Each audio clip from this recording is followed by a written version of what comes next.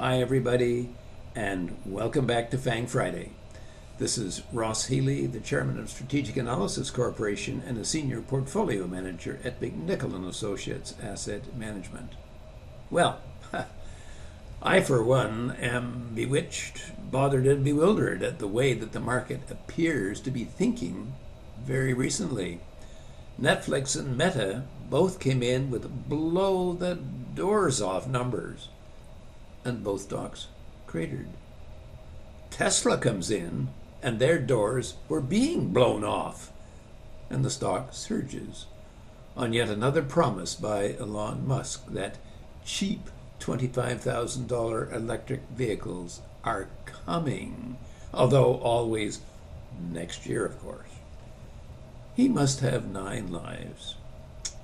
I'm not sure what the markets are thinking in all 3 cases, as the market reaction is so different from what we have experienced for a long time now. The FANGs are a bit of a hodgepodge, everyone kind of going in their own direction. Does the market now suspect that the great numbers cannot be repeated for Meta, Netflix, and Nvidia? But that the lousy numbers can only get better for Tesla? I guess we'll have to wait and see. Stepping back and looking at the FANGs from a sort of a holistic point of view, with 2 exceptions, we can hardly accuse this group of topping out, as all but 2 of the stocks have recently attained new all-time price highs. But let's be a little careful here, because although 6 of the shares may have reached new price highs, only Nvidia actually reached a new valuation high. So valuations may be slipping, although I guess that anyone holding a FANG portfolio is probably still happy, despite the last week.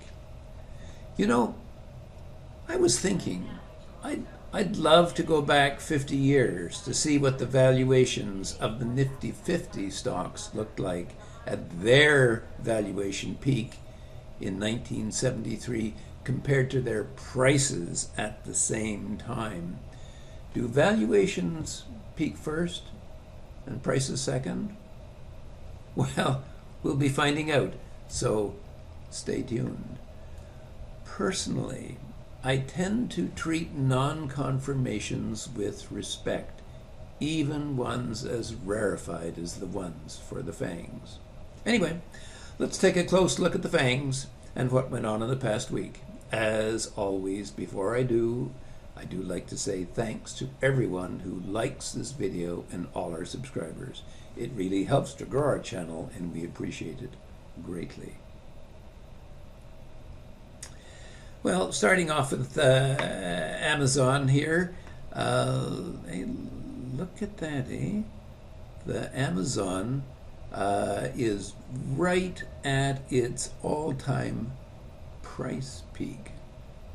Far from its valuation peak, which peaked at its HB4, or some 24 times book, but right at its price peak and looking as if it wants to break higher.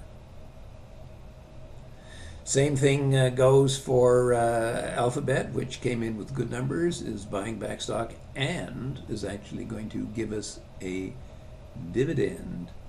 You know, when we take a long look at Alphabet, well, first of all, you can see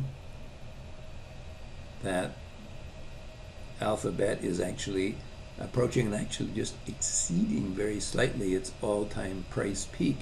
I don't think, however, that it's going to be able to get through its bubble price, but given all the good news, it probably will get there. And a strong week this week should ensure that. Microsoft, again, there's its former price valuation peak and price peak, but look at the stock as well in advance there, even though the valuation is nowhere close to that previous high, which would take it up to 575. Well, we'll have to see what happens. if it tries to break through its HB2 again. That's 12 times book. Netflix, Netflix, what an interesting company, eh? This is kind of a story of gaps. Here the stock gapped a couple of years ago, down once, down twice, and bottomed at its super growth price. That's 3.5 times book value. And subsequent to that time has staged a beautiful recovery, gapping there at its LSG price, gapping again at its bubble price, and gapping again at its HB1. Well, we would have expected, with really, really good numbers, which the company reported, the company would have gapped again over its HB2. Well, it gapped all right, but not the direction that I, for one, was expecting. Meta had superb numbers. And what happened to Meta? Well, we know what happened, eh? It had a very, very nasty day yesterday, and not looking much better today. What was curious about that is that Meta had given us a confirmed buy signal by breaking out over its bubble price, 7.4 times book, giving us 3% and 5 days, that's for sure. One would have expected, with really good numbers coming, which came, the stock would have done well. Well, it gapped as well, only the wrong way. Why do you suppose that would be the case? Well, look at the history of Meta going back a number of years. Every time it reached its bubble price, it peaked out. Well, it did it again. In fact, it actually gapped up there and up over the bubble price, which looked very promising. Well, it turns out that maybe the stock has a longer memory than I would have thought. NVIDIA has given us a one breakpoint setback, and I'm still there with that company, but it's got to hold out its HB6, which is 33 times book.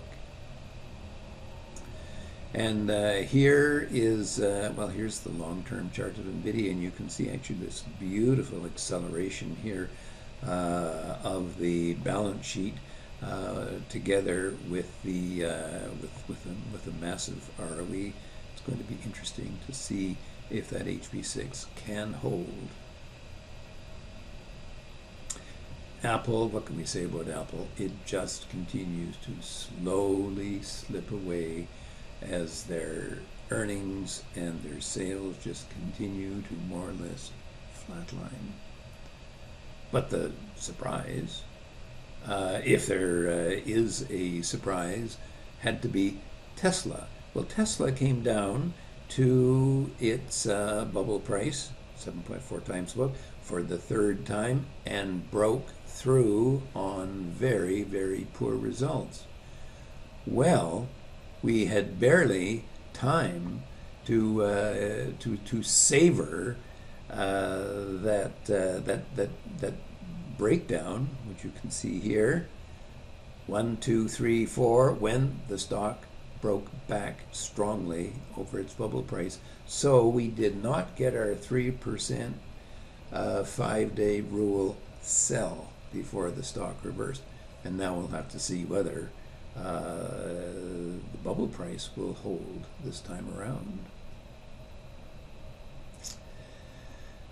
To briefly recap what happened last week and more to the point, why? Amazon and Alphabet have enjoyed a good week, and Alphabet has now reached a new high. But what I might call our buy, hold, FANG portfolio has certainly suffered a setback this week with the sudden and quite unexpected declines in Meta and Netflix, and of course the decline of NVIDIA a couple of weeks ago. As far as Microsoft is concerned, I still cannot consider any revaluation of the company to be a buy unless it can break out over that HB2 or 12 times book. This actually looked to be possible as the shares closed in on that price valuation. Far from breaking out, however, the shares retreated from that level, even as the earnings estimates appeared to be enjoying a bit of a pickup in their trend. Now, Netflix was a real kick in the pants, coming out of the blue with two nice earnings surprises in the last 2 quarters. I was waiting to see what would happen this time around, and hey, the latest numbers were superb. So why is the stock not leapt up to and over its HB2 or 12 times book, as I would have expected?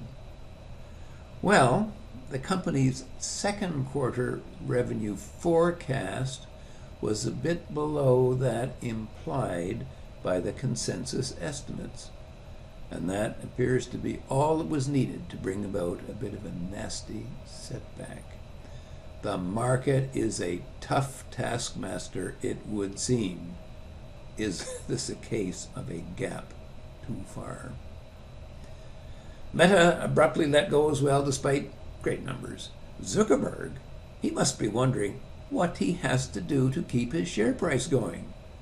Clearly, I was overly optimistic in upgrading the stock to a buy, as SVA appeared to strongly suggest. What it clearly says, however, and I urge you to keep this in mind,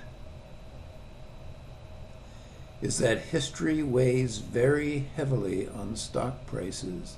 The market has a memory, and old highs, particularly those which have been repeated, should be very much respected.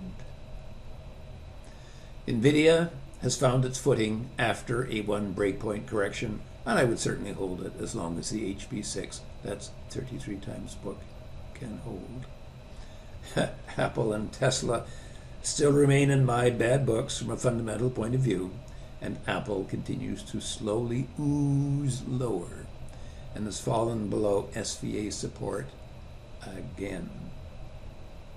Now, Tesla almost gave us a confirmed sell signal when it broke through its bubble price low, 7.4 times book, and then reversed course.